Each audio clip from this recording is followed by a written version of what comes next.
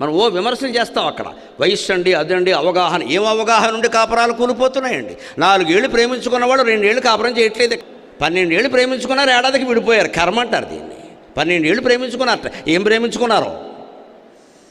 ప్రేమలు ఎలా ఉంటున్నాయి తెలుస్తున్నాయి కదా. 12 ఏళ్ల ప్రేమ ఏడాదిలో ఎందుకు భగ్నమైందండి? ఇగో, నీ మాట నేను ఎందుకు వినాలి, నీ మాట నేను ఎందుకు వినాలి? మరి ఎవరి మాట ఎవరు విన్నప్పుడు కాపురం ఎందుకు నడుస్తుందండి? నీ మాట నా మాట సమస్య కాదు. ఏది మంచో ఏది చెడ్డో తెలియట్లేదో మంచి మాట విని తీరాలి. అది మొగుడు చెప్పని, పెళ్ళని చెప్పని, పని మనిషి చెప్పని. అది మంచి మాట. మాటను బట్టి మనిషిని బట్టి మాట కాదు. ఈ మనిషి చెప్పాడు కాబట్టి అన్నీ వినక్కర్లేదు. ఆ మాటను బట్టి మనిషిని గౌరవించండి చాలు, తెలిసిపోతుంది వెంటనే. ముందు ఆకర్షణలకి దూరంగా ఉంటే తప్ప సాధ్యం కాదండి అది.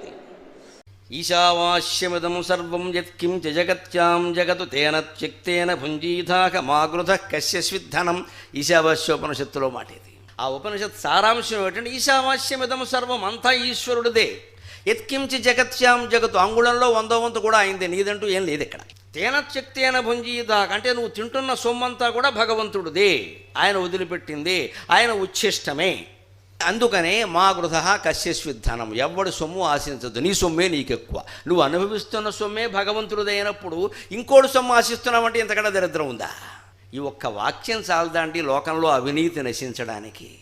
అవినీతి నశించాలంటే ముందు మనం మారాలమ్మా, మనం మారాలి. మనం ఎక్కడెక్కడ లంచాలు పుచ్చుకుంటున్నామో, ఎక్కడెక్కడ మనం అధికంగా ప్రయోజనం ఆశిస్తున్నామో అది ఆశించకుండా ఉండాలి.